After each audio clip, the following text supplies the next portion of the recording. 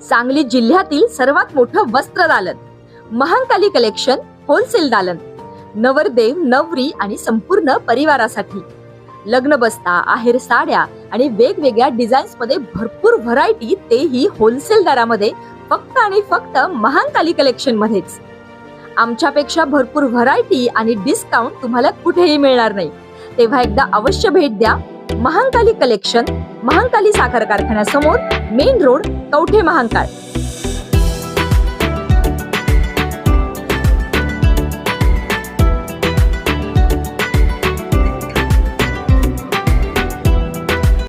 महांकाली साखर कारखाना सुरू करण्यासाठी सर्वांनीच प्रयत्न करूया. आमदार विनय कोरे सावकार. महांकाली साखर कारखान्याचा सुवर्ण काळ लवकरच सुरू होईल. प्रदेशाध्यक्ष समितदादा कदम. कवठे महांकाळचा महांकाली साखर कारखाना सुरू करण्यासाठी सर्वांनी प्रयत्न करूया. महांकाली साखर कारखाना अडचणीत आणण्यासाठी बरेच प्रयत्न झाले. साखर कारखान्याच्या बाबतीत आलेल्या अडचणी याची आम्हाला पूर्णपणे कल्पना आहे. राज्यातील सर्व साखर कारखाने अडचणीत आहेत, त्यातून मार्ग काढणे सुरू आहे. आर्थिक अडचणीत आल्यामुळे महांकाली साखर कारखाना बंद पडला. तो सर्वांनी मिळून सुरू करण्यासाठी प्रयत्न करूया, असे आवाहन जनसुराज्य शक्ती पक्षाचे संस्थापक अध्यक्ष आमदार विनय कोरे सावकार यांनी केले आहे. राष्ट्रवादीच्या नेत्या तथा महांकाली साखर कारखान्याच्या विद्यमान चेअरमन अनिताताई सगरे व युवा नेते शंतनुबया सगरे यांच्यासह प्रमुख पदाधिकारी व कार्यकर्त्यांनी मिरज येथे जनसुराज्य पक्षाचे प्रदेशाध्यक्ष समितदादा कदम यांच्या निवासस्थानी पक्ष प्रवेश सोहळा संपन्न झाला. यावेळी या कार्यक्रमात आमदार विनय कोरे बोलत होते. यावेळी या कार्यक्रमात समितदादा कदम म्हणाले, महांकाली साखर कारखान्याचा सुवर्ण काळ सुरू होईल. साखर कारखाना सुरू करण्यासाठी प्रयत्न केले जातील, सर्व ती मदत केली जाईल, असे आश्वासन कदम यांनी यावेळी दिले. यावेळी चेअरमन अनिताताई सगरे यांचे भाषण झाले. यावेळी आमदार विनय कोरे, समितदादा कदम, नगरसेविका अनुराधा सगरे, व्हाईस चेअरमन दीपकराव ओलेकर, संचालक जीवनराव भोसले, सुहास पाटील, शंकर कदम, मोहन खोत, अमर सावळे, चंद्रशेखर सगरे, मनोज सगरे, अमित बाळासाहेब कदम, प्रशांत शेजाळ, आनंदा देवमाने, प्रवीण माळी, माजी सरपंच सुनील माळी यांच्यासह प्रमुख पदाधिकारी व कार्यकर्ते मोठ्या संख्येने उपस्थित होते. यावेळी आमदार विनय कोरे, प्रदेशाध्यक्ष समितदादा कदम, चेअरमन अनिताताई सगरे यांची भाषणे झालेली. पुढे पाहूया. आपल्या भागातील बातम्या पाहण्यासाठी आमची न्यूज चॅनल सबस्क्राईब करा व फॉलो करा. मुख्य संपादक कुणाल कोठावळे, के मराठी न्यूज नेटवर्क. आणि पुन्हा पिण्याच्या पाण्यासाठी सुद्धा वनवन करायची आणि संसाराचा संघर्ष करत असताना मिळेल ते कष्टाचं काम करायचं आणि आपलीही गावं आज ना उद्या विकसित व्हावी. आपल्याही तालुक्यामध्ये खर तर अर्थार्जनाचं, विकासाचं नवं पर्व साकारावं हे स्वप्न बघत राहायचं. अशा अवस्थेमध्ये खर तर विकासाच्या संकल्पनेला हात घालणारा हा साखर कारखाना कैलासवासी नानासाहेब आणि त्यांच्याबरोबर काम करणारी त्यावेळची सगळी पिढी यांनी धाडसानं त्या ठिकाणी उभा करायचा निर्णय घेतला. कारखाना उभा राहिला. खर तर ऊस नसायचा, कारखाना चालवायला काही वेळेला पाणी नसायचं. म्हणजे मला वाटते सगळेताई कारखाना चालवायला काही वेळेला टँकरनं पाणी आणायची पाळी यायची. आणि अशा संघर्षामध्ये हा कारखाना लोकांच्या कल्याणाचं एक केंद्र बनावं ह्या भावनेतून सुरू झाला. आणि लोकांच्या मनामध्ये एक विश्वास तयार झाला की आपणही काही नवनिर्माण करू शकतो. अशा ह्या तालुक्यातून खर तर एक प्रचंड विधायक विकासाचा विचार घेऊन काम करणाऱ्या या महांकाली परिवारातल्या कार्यकर्त्यांचं हे सगळं कुटुंब आज पुन्हा एका नव्या विचारानं पुढे जावं. काहीतरी थटते, काहीतरी थांबते. आपल्या तालुक्यासाठी सुरू केलेला हा वाडवडिलांचा संकल्प पूर्णत्वाला नेत असताना काही अडचणी येत आहेत. त्याच्यावर मात करावी आणि विश्वासानं एका नव्या संकल्पनेबरोबर 4 पावलं चालून हे स्वप्न पुरं करायचा प्रयत्न करावा. या भावनेतून खरं तर एक मोठा राजकीय निर्णय आज या ठिकाणी घेते आणि आमच्या जनसुराज्य शक्ती या स्वराज्याची संकल्पना साकारणाऱ्या विचारामध्ये खर तर एका विश्वासानं त्या ठिकाणी साथ द्यायचा निर्णय घेते. असा एक आनंदाचा सोहळा खरं तर आज आपल्या सगळ्यांच्या समक्ष या ठिकाणी संपन्न होतोय. अतिशय मनोभावे एका दिवसाच्या अंतरानं खरं तर काल आमची चर्चा झाली होती. त्यावेळेला प्रमुख एक 100-150 लोकांनी येणार आणि आपण थोडासा 15-20 मिनिटाचा कार्यक्रम करायचा अशा पद्धतीचा हा संकल्प होता. पण एवढ्या मोठ्या संख्येनं उपस्थित राहिलेले सगळेच आपण या तालुक्यातल्या खेड्यापाड्यात हा विचार पुढे नेणारे वडीलधारे कार्यकर्ते आणि माझे युवक सहकारी मित्र, या कार्यक्रमाचं आयोजन आता ज्यांच्या अध्यक्षतेखाली आपण या ठिकाणी केलं ते आपल्या पक्षाचे अध्यक्ष आणि माझे सहकारी आदरणीय सबितदादा कदम. खर तर आपण ज्यांना नेतृत्व समर्थपणानं तळमळीनं सांभाळण्याचं काम ज्यांनी करायचा प्रयत्न केला, आजही ज्या करतायत आणि आत्ताही ज्यांच्या मनोगतामध्ये मी जिवंत असेपर्यंत, माझा श्वास असूपर्यंत मी ह्या कुटुंबासाठी काम करणार अशा प्रकारची भावना एका तळमळीच्या स्वरूपात त्यांच्या शब्दातून आपण या ठिकाणी ऐकली. त्या आदरणीय अनिताताई, कारखान्याचे उपाध्यक्ष, पिढी पुढे नेण्याचं काम ज्या शंतनू भैयांच्या माध्यमातून साकारतंय, त्यांच्याबरोबर काम करणारी आणि त्यांची ही व्यासपीठावरची पिढी, या जिल्ह्यामध्ये हे काम साकारणारे व्यासपीठावरचे सगळे सहकारी आम्हा कार्यकर्त्यांना मार्गदर्शन करत असताना, जनस्वराज्य शक्ती पक्षाची सुरुवात ह्या जिल्ह्यामध्ये करत असताना ज्यांनी सुरुवात केली ते आदरणीय बाळासाहेब कदम, आदरणीय कुर्णे अण्णा, आमचा तरुण सहकारी प्रदीप पाटील आणि सगळेच मान्यवर, मी सगळ्यांची नावं आता ह्या ठिकाणी घेत नाही. खर तर सगळे कुटुंबाचा आणि आमचा ऋणानुबंध हा अनेक वर्षांचा या ठिकाणी कैलासवासी तात्यासाहेबांच्या पासूनचा आपल्या व्हाईस चेअरमननी या ठिकाणी आपल्या सगळ्यांच्या समोर त्या ठिकाणी मांडला. आणि मी ताईंना सांगेन की मगाशी व्यासपीठावर बसल्यापासून खरं तर माझ्याही डोळ्यासमोर खरं तर ह्या ऋणानुबंधाचे अनेक पर्व त्या ठिकाणी डोळ्यासमोर त्या ठिकाणी येत होती. मला आठवलं, मी तरुण होतो, आमच्या मतदारसंघामध्ये सुद्धा विरोधी पक्षाचा आमदार असायचा. फार मोठा त्या आमदारकीचा, त्या विधानसभेच्या शक्तीचा त्रास आमच्या वारणा परिवाराला सुद्धा त्या ठिकाणी असायचा. आणि अशा काळामध्ये मला वाटते नानासाहेबांनी त्यावेळेला 90च्या इलेक्शनमध्ये, 89-90च्या इलेक्शनमध्ये शेंडगे बापूंना त्यावेळेला निवडून आणलं. आणि शेंडगे बापू मला वाटते दूध विभागाचे राज्यमंत्री त्या ठिकाणी झाले. आणि मला आठवते, मला शंतूने एक डेअरी काढायची होती, आमची डेअरी पण होऊन द्यायची नाही. म्हणजे माझ्या राजकारणाची ती सुरुवात 91-92ची, ती गावात जी दूध संस्था आपण काढतो ती दूध संस्था सुद्धा आमच्या गटाला होऊन द्यायची नाही, असा तो संघर्ष असायचा. आणि मग आम्ही नानासाहेबांना फोन करायचा, शेंडगे बापू कवठेमंकाळला कधी येणार आहेत, आणि ते सांगायचे, बाबा शुक्रवारी इकडे दौरा आहे, तुम्ही या.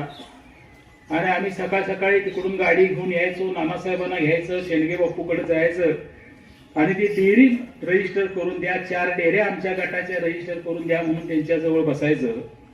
ही माझ्या स्वतःच्या राजकारणाची सुरुवात करत असताना या नानासाहेबांची आणि कवठेमंकाळ कारखान्याची आठवण खरं तर मगाशी माझ्या मनामध्ये त्या ठिकाणी आली. मी ज्या ज्या वेळेला कवठेमंकाळ कारखान्यावर यायचो आणि मी तुम्हाला सांगितलं असं की प्यायला पाणी नसते, कारखाना चालवायला पाणी नसते, असा कारखाना चालवायचा कसा आणि त्यासाठी संघर्ष कसा करायचा हा विचार अनेक वेळेला त्या ठिकाणी बघायचो. मिळेल तिथनं ऊस आणायचा, कर्नाटकातनं ऊस आणायचा, पंढरपूर तालुक्यातनं ऊस आणायचा आणि हा कारखाना यशस्वी करायचा प्रयत्न करायचा. ह्यातनं सुरू झालेली ही चळवळ आणि सातत्यानं काहीतरी करायचं. म्हणजे मला आठवतंय ताई, मी त्यावेळेला यायचो, दूध संघ केला पाहिजे, बँक झाली पाहिजे. मला वाटतं ते गोंजारी का कोण तुमच्याकडे एमडी होते, हा होते ना, आणि मग ते पॅकिंगचं एक युनिट तिथं कुठेतरी करायचं. अशा अनेक सातत्यानं ह्या तालुक्यात काहीतरी घडलं पाहिजे आणि लोकांना मदत आपल्या हातनं झाली पाहिजे. या संकल्पनेला खरं तर गवसणी घालायचा ह्या कुटुंबानं आणि तुमच्या सगळ्या परिवारानं केलेला प्रयत्न खरं तर जवळनं बघितलेला मी एक कार्यकर्ता आहे. मला वाटतं ही सगळा काळ पुढे गेला. 99च्या दरम्यान नानासाहेबांचं निधन झालं आणि विजय अण्णासारख्या एका नव्या कार्यकर्त्यावर ही जबाबदारी पडली. तुम्ही सगळ्यांनी त्यांच्यावर विश्वास ठेवला आणि मला आज डोळ्यासमोर उभा राहते 2004चा काळ, की ज्या काळामध्ये आम्ही जनसुराज्य शक्ती हा पक्ष स्वतःचा निर्माण करायचा निर्णय घेतला. म्हणजे 2002ला सरकार पाडायचा आधी काही आमदारांनी प्रयत्न केला. म्हणजे खरं कारण ते काँग्रेस आणि राष्ट्रवादी सरकार पाडायचा प्रयत्न केला आणि त्यामध्ये आम्ही काही आमदार आम्हाला अपात्र केलं गेलं आणि मग तिथनं बाहेर पडून आपण स्वतःचा पक्ष काढायचा ह्या विचारात खरं तर जनसुराज्य शक्ती पक्षाची स्थापना 2004 साली झाली. आणि मला आठवतंय की सांगली जिल्ह्यातल्या जनसुराज्य शक्ती पक्षाच्या राजकारणात सुद्धा त्यावेळेला सगळ्या महत्वाच्या वाटाघाटी ह्या तुमच्या कवठेमंकाळच्या गेस्ट हाऊसला झाल्या. म्हणजे बसवराज पाटलांचा आमच्या जजचा प्रवेश जनसुराज्य पक्षात करणं असू दे, आमच्या उमदीच्या सावकरचा प्रवेश करणं असू दे, नाहीतर आमच्या नामतचा प्रवेश करणं असू दे, एक एक माणसाला बोलवून कवठेमंकाळच्या गेस्ट हाऊसला आणायचं, त्यांच्या डोक्यात हा विषय घालायचा, आपण काहीतरी केलं पाहिजे, नवीन विचार मांडला पाहिजे. तिथं बसून खरं तर ह्या वाटाघाटी आम्ही करायचो. आणि त्यावेळेला प्रभाकर सनमाटीकरला जत तालुक्यातनं पहिल्यांदा जनसुराज्यमधनं आम्ही उमेदवारी त्यावेळेला दिली. आणि मला वाटते सांगलीमध्ये अण्णासाहेब पुर्णेंना त्या ठिकाणी इथं मिरज मतदारसंघामध्ये त्या ठिकाणी उमेदवारी दिली. आणि ह्याही वेळेला कौलगुड साहेबांची भूमिका फार महत्वाची. म्हणजे माझ्याबरोबर ह्या सगळ्या ह्याच्यापासून खरं तर असणारा तोही ऋणानुबंध खरं तर माझ्या डोळ्यासमोर आठवणींच्या स्वरूपात त्या ठिकाणी मगाशी उभा राहिला. आणि मला सातत्यानं हे जाणवत होतं की विजय अण्णांना सुद्धा केलेली धडपड, दुर्दैवानं त्यांच्या पायाला थोडीशी इजा झाली, थोडी मानसिकता पण थोडीशी त्यांची बिघडली आणि अकाली खरं तर थोडंसं विजय अण्णा आपल्यातनं त्या ठिकाणी गेला.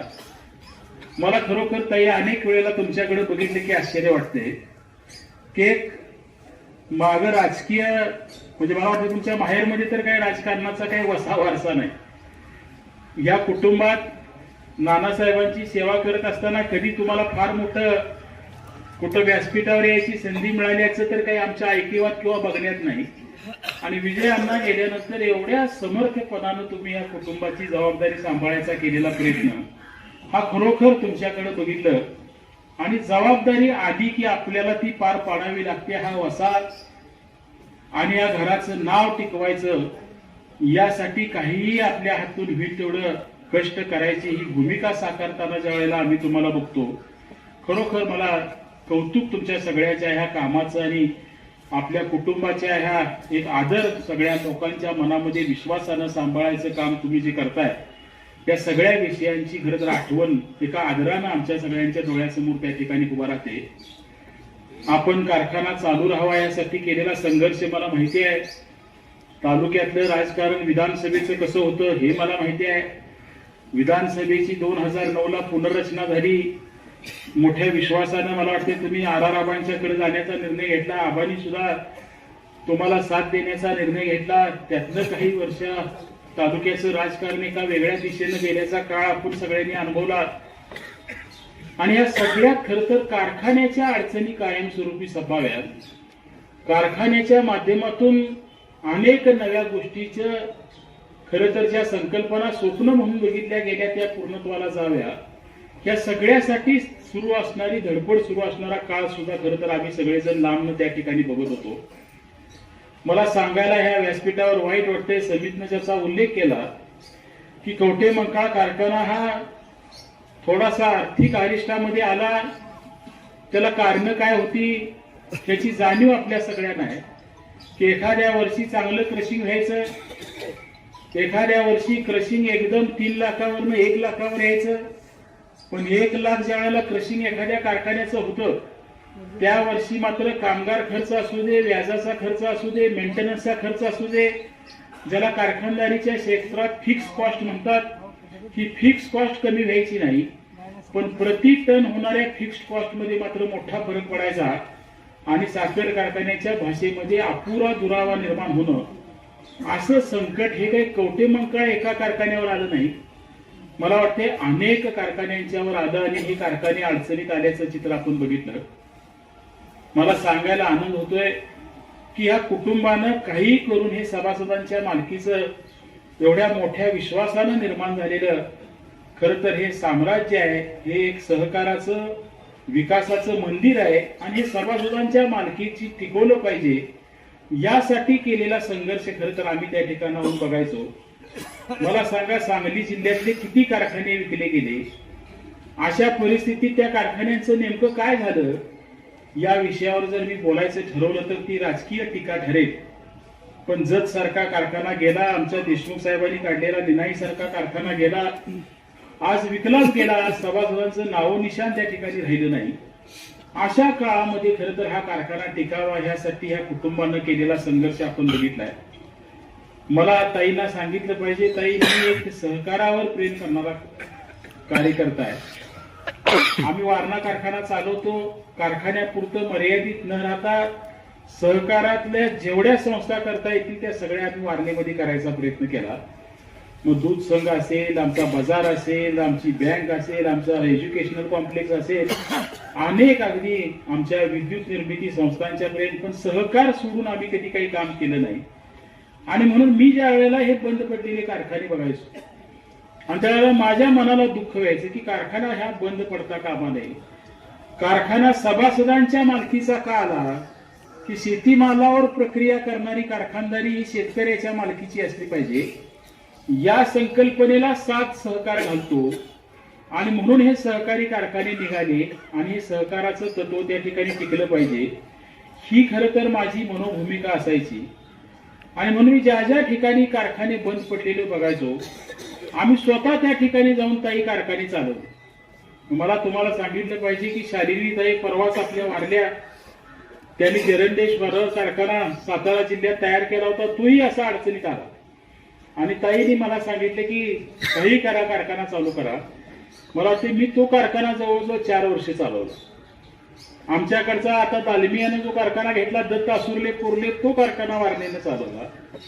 कोल्हापूर जिल्ह्यातल्या आजरा कारखाना असाच बंद पडलेला, तो आम्ही चालवला.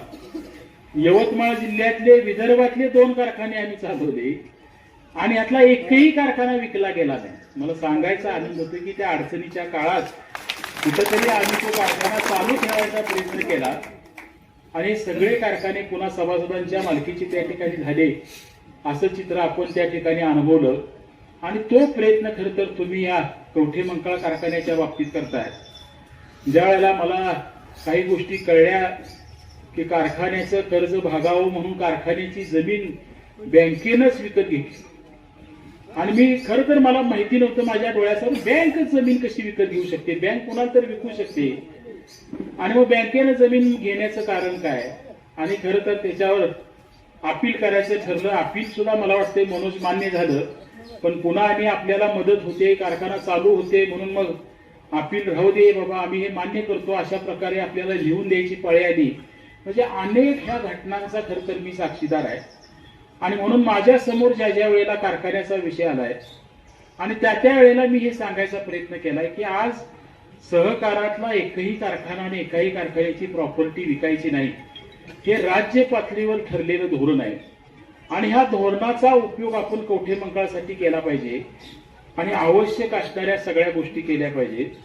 मला वाटते ताई यांना आणि संतनूला मी सांगत होतो तुम्ही पक्षात यायला पाहिजे अशी अवस्था नाही. म्हणजे माझ्यासारख्याचं नातं वेगळं आहे, त्यामुळे तुम्ही पक्षात आला म्हणून मी मदत करतोय अशातला भाग नाही.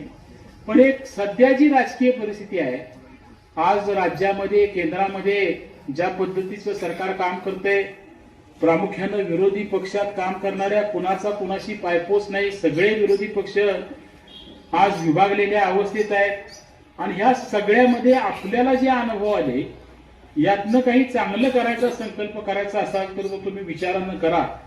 हा एवढाच सल्ला खरं तर शंतनू मी तुम्हाला द्यायचो. आणि माझी मात्र भूमिका आजही मी त्यांना सांगतो की अनेक अडचणी ताईंना खरं तर यामध्ये आणल्या की पुढची जमीन विकून पैसे भागवायचे म्हटलं, काही जमिनी ऍडव्हान्स लोकांनी दिलेला भागवून घ्यायचा म्हटलं तर तो सुद्धा व्यवहार पूर्ण होऊन दिला नाही. आणि काही झालं तरी कारखाना चालू झाला नाही पाहिजे अशा प्रकारचं जे परमेश्वराच्या त्या महाकालीच्या कृपेनं कारखान्याच्या जमिनीची किंमतच एवढी झाली की आज काही कर्ज फार मोठं तुमच्या कारखान्याला आहे असं नाही. म्हणजे तुम्ही सभासदांची जुन्या पिढीनं निर्माण केलेल्या मालमत्तेचा विचार केला तर आज राहिलेलं हे कर्ज फार मोठं आहे अशातला विषय नाही. पण हे आम्ही का भागवायचं? आज इतर सहकारी संस्थांना ज्या सोयी सुविधा दिल्या गेल्या, इतर सहकारी संस्थांना अशा वेळेला अडचणीत आल्यानंतर कर्जाचं पुनर्गठन करून दिलं गेलं, कर्जामध्ये सवलती दिल्या गेल्या, हे सगळे लाभ आम्हाला आमच्या कारखान्याला का मिळणार नाही हा विचार मी सातत्यानं ह्या सगळ्या कार्यकर्त्यांच्या समोर मांडायचा प्रयत्न करतोय. दुर्दैवानं निवडणुकीला स्थगिती आली, काही कारणानं निवडणूक होऊ शकली नाही. आज काळजीभाऊ संचालक मंडळ त्या ठिकाणी काम करते आणि हायकोर्टाच्या आदेशाप्रमाणे कुठलाही धोरणात्मक निर्णय संचालक मंडळाला घेण्याचा अधिकार आज नाही आहे. आणि मग अशा काळामध्ये पहिल्यांदा निवडणूक पूर्ण करावी, संचालक मंडळाचा कायदेशीर निर्णय घेण्याचा अधिकार प्राप्त करावा. आणि ह्या मधल्या काळामध्ये खरं तर आता बँकांच्या बरोबर जी आपली बोलणी चालू आहे त्या मनोज अजून काही आपल्याला मदत होते का या दृष्टीनं खरं तर प्रयत्न करावे. आणि मग ते पैसे एक रकमी तुम्हाला उपलब्ध करून देणं जे काय आपण म्हणजे मला जे मते तुम्हाला 92 कोटी रुपये ते द्या म्हणतात, पण मला 92 कोटी मान्य नाही. म्हणजे तुम्हाला मी कायम सांगत आलोय, ह्याच्यावर आपण चर्चा करूया. इतरांना जी सवलत मिळाली ती काय, मग माझ्या हिशोबानं 50-52 कोटी पर्यंत ते व्हायला पाहिजे आणि अशापर्यंत ती सवलत मिळवायचा प्रयत्न करावा. ते 50-52 कोटी रुपये आपण उपलब्ध करून त्यांचा विषय संपवावा आणि ते 50 कोटी रुपये जे आपण इतर ठिकाणावरनं उपलब्ध करणार आहोत आणि कारखाना चालू करायसाठी जे काही तुम्हाला 5, 25, 30 कोटी रुपये लागणार आहेत त्यातनं नव्यानं कारखान्याची ही धुरा चालू करावी. आज पाणी मोठ्या प्रमाणात या दोन्ही तालुक्यात कृष्णेचं यायला लागले. कृष्णा भीमा स्थिरीकरण सारखा एक महत्वाकांक्षी प्रकल्प उद्याच्या काळामध्ये त्या ठिकाणी व्हायला लागलाय आणि आज बाहेरच्या उसावर कारखाना चालवायच्या ऐवजी सभासदांनी आमच्या जे स्वप्न बघितलं होतं की उद्या कधीतरी आमच्याही रानात पाणी येईल, आमच्याही रानात ऊस होईल आणि त्यावेळेला माझा कारखाना माझ्या नातवंडांना माझ्या मुलांना आधार देणारी संस्था म्हणून मी निर्माण करीन, हे जे काही स्वप्न माझ्या वाडवडिलांनी बघितलं होतं ते पूर्णत्वाला नेणं, त्यांच्या आयुष्यात काहीतरी नवे दिवस आणणं, हे स्वराज्याचं स्वप्न आज तुम्ही बघताय. आज त्या विश्वासानं तुम्ही आम्हा कार्यकर्त्यांच्यावर विश्वास ठेवून ह्या संघटनेमध्ये त्या ठिकाणी येताय. मी तुमच्या सगळ्यांचं ह्या ठिकाणी मनापासून स्वागत करतो आणि निश्चितपणानं मी सांगतो, मी आता जे विषय बोललोय हे सगळे घडवायला माझ्याकडनं तरी काही अडचण नाही आणि आपण सगळ्यांनी मिळून खरं तर हा विश्वास पुढे नेऊया, लोकांच्या पर्यंत हा विश्वास पोचवूया. आणि तुम्ही सगळ्यांनी आणि ताईंनी जो विश्वास व्यक्त केलाय त्या विश्वासाचं सोनं आई महाकालीच्या चरणी तिची सेवा ह्या कारखाना सुरू करून खरं तर अर्पण करायच्या दृष्टीनं आपण सगळ्यांनी प्रयत्न करूया, एवढीच अपेक्षा तुमच्या सगळ्यांचं ह्या संघटनेमध्ये स्वागत करत असताना व्यक्त करतो.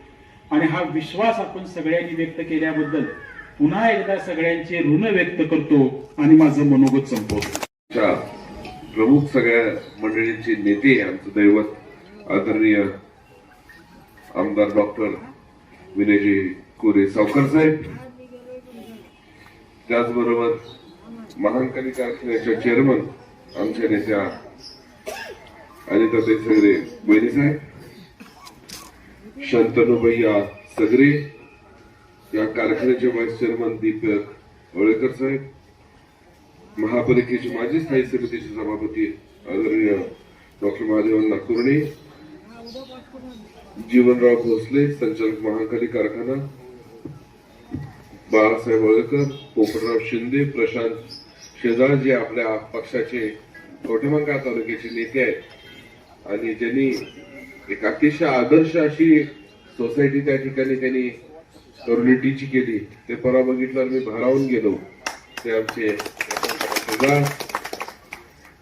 पक्षाचे ज्येष्ठ नेते या महापालिकेचे माजी उपमहापौर आनंदरावजी देवमाने साहेब, सुहास पाटील, भीमराव कोळेकर, सूर्यकांत पाटील, चंद्रकांत दोंडे, अनुराधा सगरे वैरीसाहेब, बंडू कदम मालक, त्याचबरोबर शंकरांना कदम, अमित कदम, त्याचबरोबर असणारे या व्यासपीठावरती आमचे सातत्यानं या कारखान्यासाठी प्रयत्न आणि धडपड ज्यांची मी सुरुवातीपासून बघतोय ते माझे मित्र चंदूअण्णा सगरे, त्याचबरोबर सावकर साहेबांच्या माझ्याशी सातत्यानं संपर्कात आणि कारखान्यात आपल्या काहीतरी चांगलं चाललं पाहिजे हा विचार करणारे कारखान्याचे कार्यकारी संचालक त्या ठिकाणी आमचे सहकारी मित्र मनोज सगरे, त्याचबरोबर सर्व सन्माननीय व्यासपीठ. आज वेळ खूप झालाय, वैदिक साहेबांना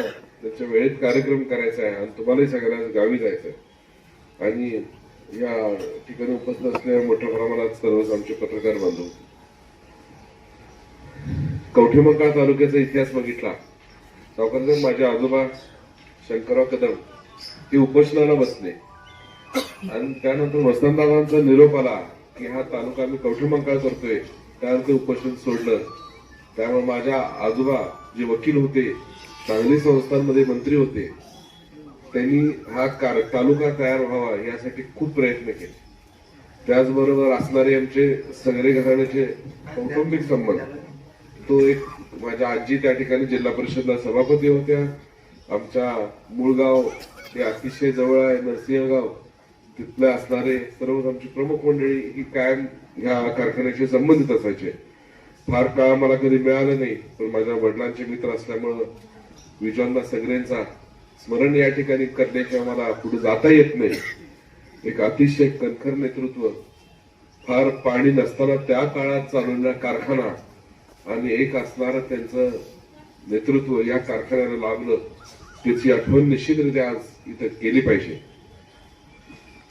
सावकर साहेब, मी ज्यावेळेला आमची शेती बघायचो करोटीला, तर त्यावेळेला द्राक्षाच्या टेम्पोपर्यंत मी जाताना कारखान्याच्या पुढनं जायचो आणि त्यावेळेला हा सीझन असायचा की ज्यावेळेला कारखाना चालू असायचा आणि आमचा द्राक्षाचा बेताने सीझन, तर त्याला अनेक वेळा खूप वेळ लागायचा तिथनं जाताना.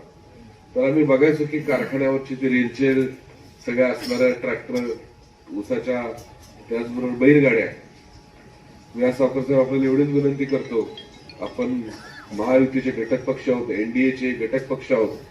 आपला असणारा जो दिल्लीतलं जे आपलं वजन आहे, मान्य अमित भाई शाह यांच्या असणारे तुमचे स्नेहाचे संबंध आहेत, मोदीजींच्या असणारे जवळके, याच्या माध्यमातून कारखाना मल्टी स्टेट असल्यामुळे तुम्हाला दिल्लीतले जरा जे लागत ते करणं अपेक्षित आहे सगळ्यांना. त्याचबरोबर राज्याच्या मुख्यमंत्र्यांचं असणारा आपल्यावरचं विश्वास आणि प्रेम. आणि त्या ठिकाणी मी आज सावकर साहेबांना विनंती करतो की पुढच्या सीझनला परत आम्हाला ती रेलचेल ह्या कारखान्याच्या परिसरात बघायला मिळाली पाहिजे, असा तुमच्यासह आमच्या सगळ्यांची जबाबदारी आहे. मधल्या 5-6 वर्षाच्या काळामध्ये आम्ही सातत्यानं बघायचो आणि नवीन साहेब लढत द्यायच्या, वेगवेगळी आक्रमणं झाली. मला आज या ठिकाणी व्यासपीठावरनं जबाबदारीनं सांगायचं आहे की मी बघितलं हा कारखाना चालू राहावा यासाठी मनोज सगरेंची असलेली धडपड, त्याचबरोबर विजयअण्णांची असलेली धडपड, वहिनींची असलेली धडपड. हा कारखाना बंद पडलेला नाही, प्लॅनिंगनं विकत घ्यायसाठी बंद पाडलाय,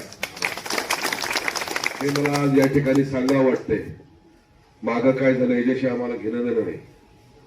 आज या कारखान्याच्या बाबतीत, सभासदांच्या बाबतीत, संचालक मंडळाच्या बाबतीत, कर्मचारी बंधूंच्या बाबतीत जर कोणी चुकीचं वक्तव्य केलं, आधीपर्यंत यांनी सहन केलं, ठीक आहे. आता हे 2 भाऊ वहिनींच्या माग आहेत, परत कोण धाडस करायचं नाही, वहिनींच्या बाबतीत बोलायचं. हा कारखाना चालू करायचा, कारखाना चालू होईल, बाकीच्या गोष्टी होतील. तालुक्याच्या विकासाच्या दृष्टिकोनातून जे काय करणं आवश्यक आहे ते नक्की आम्ही करणार आहे.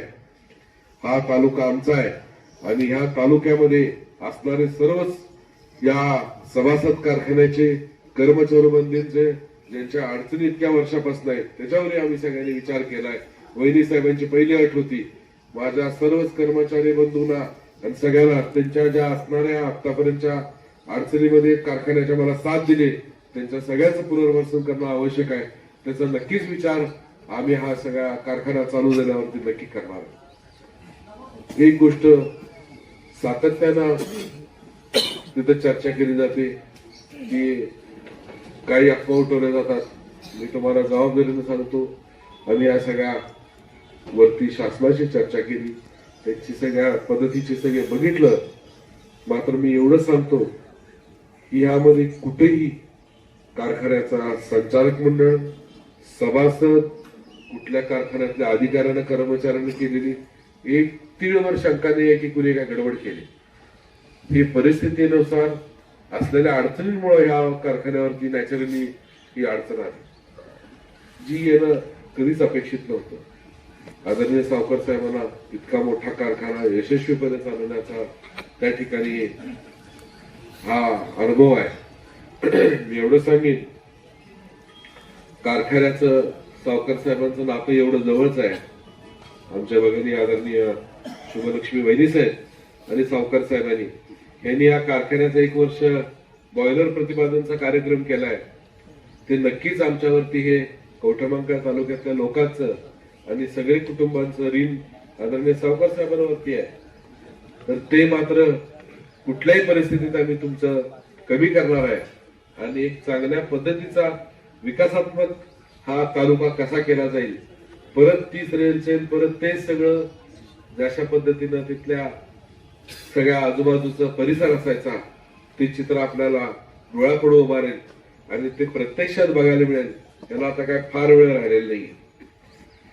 मी एकच सांगतो की तालुक्याचा जर विकास करायचा असेल तर त्याला ही कारखान्याची जोड आणि त्याच्याबरोबर असणाऱ्या इतर उद्योगांची जोड हे होणं आवश्यक आहे. त्यासाठी जे काही शक्य आहे ते आदरणीय सावकर साहेबांच्या माध्यमातून आणि राज्य शासनाच्या माध्यमातून हे केलं पाहिजे. आदरणीय वहिनी साहेबांनी आम्ही सगळ्यांनी मुख्यमंत्र्यांची भेट घेतली, त्यांना त्या ठिकाणी या कारखान्याच्या अडचणी सांगितल्या, त्याच्या बाबतीतला असणारा प्रॉब्लेम सगळे सांगितले. आदरणीय चंद्रकांत दादांची आम्ही भेट घेतली, पालकमंत्री त्यांच्याशी आम्ही सगळ्यांनी मुख्यमंत्र्यांसमोर चर्चा केली. आमदार आमचे मित्र पडळकर साहेब त्या ठिकाणी होते. आम्ही सर्व सत्ताधारी मंडळींनी त्या ठिकाणी केलं. मी एवढंच सांगतो की आम्ही सगळेजण मिळून तुमच्या सगळ्यांच्या पाठीशी आहे आणि सगळ्यात महत्वाची गोष्ट म्हणजे मी त्या कारखान्याचा सभासद आहे, कारण मी तुमच्यातला एक आहे. माझ्या कार्यक्रमाची काय मी तुमच्या बरोबर तिथं बसलं पाहिजे, त्यामुळे मी तुमच्या सगळ्यांच्यातला एक आहे. तुम्ही आज जास्त वेळ घेत नाही. आज सावकर साहेबांना कोल्हापूर महापालिकेचे बरेच विषय सोडवायचे असल्यामुळे तातडीनं कोल्हापूरला जायचं आहे, तुम्हाला सगळ्यांना गावी जायचं आहे. मी आज जास्त वेळ घेत नाही. आपल्या सगळ्यांचं मी मनापासून स्वागत करतो. आज आमचे माजी उपमहापौर देवमाने साहेबांच्या सुनबाई सिमरनताई देवमाने यांचा जनस्वराज्य शक्ती पक्षामध्ये जाहीर प्रवेश झाला. मी आज या निमित्तानं पत्रकार बंधूंना ते सांगतोय. येणाऱ्या काळामध्ये आपण ज्या अपेक्षेनं आणि ज्या अडचणीने या ठिकाणी आला तर तुम्हाला बरेच कोण काय सांगत असेल तर वहिनींची एकच आणि शंतूबाई यांची एकच आट आहे, कारखाना आमचा चालू करा, सभासदांच्या मालकीचा कारखाना राहू दे, एवढी जी त्यांची इच्छा आहे.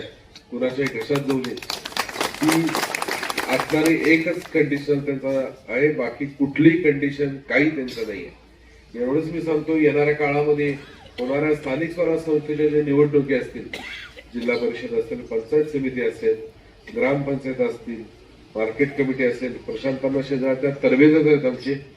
त्यामुळे असणाऱ्या या सर्व मंडळींना मी एवढंच सांगेन की जे बघाल तिथं इथनं भविष्य काळामध्ये नारळाची बाग तुम्हाला सगळ्यांना बघायला मिळेल. आणि तिथे आमचे माझे सहकारी बंधू शंतनू भैयांवर जबाबदारी देतो की त्यांनी त्या तालुक्याच्या या विकासात्मक कामामध्ये आमच्या सगळ्यांच्या खांद्याला खांब घालावा आणि सावकर साहेबांनी त्यांच्यावर पक्षाची एक चांगली जबाबदारी द्यावी, जेणेकरून ह्या तरुण आमच्या सहकार्याला आमच्या बरोबर काम करण्याची आणि त्यांच्या मार्गदर्शनाखाली तालुक्यामधल्या सर्वच तरुण कार्यकर्त्यांना एक चांगला आणि वडीलधाऱ्या मंडळाने एक आभार होईल. एवढंच मी या मेळाव्याच्या निमित्तानं सांगतो. खूप काही बोलायचं आहे.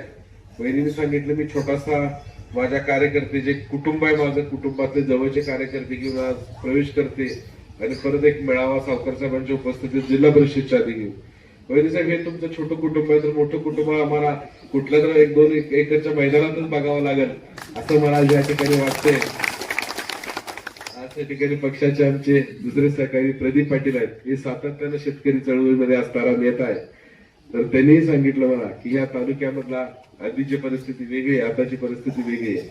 तर नक्कीच सगळे कुटुंब आणि महानकाली कुटुंब आपण ज्याला म्हणू, त्या कुटुंबाच्या सदैव आम्ही सगळे पाठीशी राहू आणि एक चांगला ऐतिहासिक दिवस आजचा तुम्ही धरा 2025 2026 जे असेल ते एक चांगला विचार आणि विजन घेऊन हा कवठेमंकाळ तालुक्यासाठी सुवर्ण काळ चालू होईल.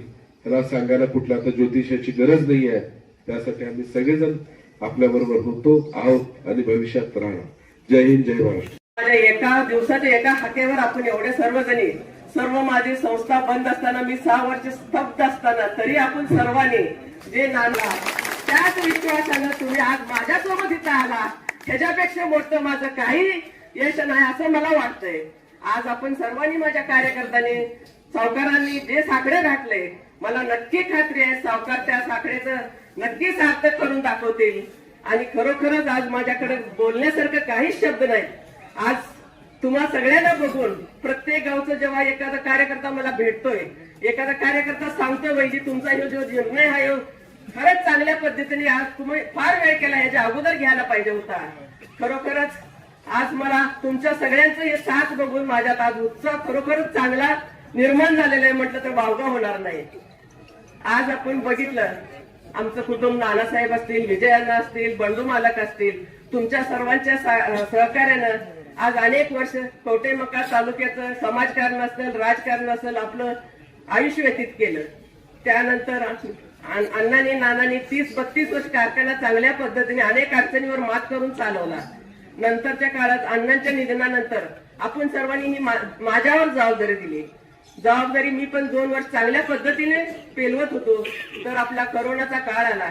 बँकेचं काही धोरण आणि अनंत अडचणीमुळे आपल्याला थांबावं लागलं. आज जवळजवळ 6 वर्ष झालं आपण थांबलेलो आहोत.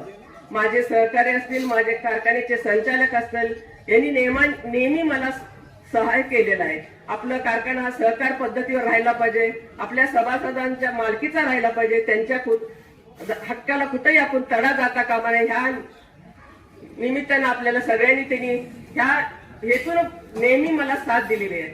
आज बघतोय माझं जे श्वास आहे ते तुमच्या प्रत्येकांच्या सभासदांच्या कारखान्याच्या हितासाठीच राहील. मी मरूच तर माझ्या जीवनात जोपर्यंत श्वास आहे हे मी तुमच्या सेवेसाठी नेहमी उपलब्ध असणार आहे, मी एवढं सांगतो. आणि आज विनय कोरे सावकार असतील, सुमित दादा असतील, त्यांचं आपल्याला माहित आहे राज्याच्या राजकारणात किती महत्व आहे. आणि नक्कीच आपण देवाभाऊंच्या साथीनं, सावकारांच्या साथीनं आणि समित दादांच्या साथीनं, आता बऱ्याच लोकांनी सांगितलं नानासाहेबांचं आणि सहकार महर्षी तात्यासाहेब कोरेंचं नातं काय आहे, तर त्या आणि समित दादांचं पण आपण ते तर आपल्या तालुक्याचे सुपुत्र आहेत. त्यांचे वडील मिरजेचे माजी नगराध्यक्ष आहेत. नाना त्यांचे स्नेह चांगल्या पद्धतीचं होतं. नक्कीच ह्या दोघांनी मिळून आपलं कारखान्याचं प्रश्न मार्गी लावणार आहे. त्यांनी मला तसं त्यांनी शब्दही दिलेला आहे. तर आपण सगळीजणी एका हाकेला एवढ्या मोठ्या संख्येने उपस्थित राहिला आणि तुम्ही ज्या यांना हक्कानं माझ्या सोबत आला, त्याच हक्कानं मी कायम तुमच्या जे काम असेल त्याच्या काम पूर्तता करण्याचं माझं आद्य कर्तव्य असणार आहे. तर येणाऱ्या काळात असंच सहकार्याने साथ तुमच्या सर्वांच्याकडनं मला मिळू दे, एवढंच मी इच्छा व्यक्त करते. थांबते. जय हिंद, जय महाराष्ट्र.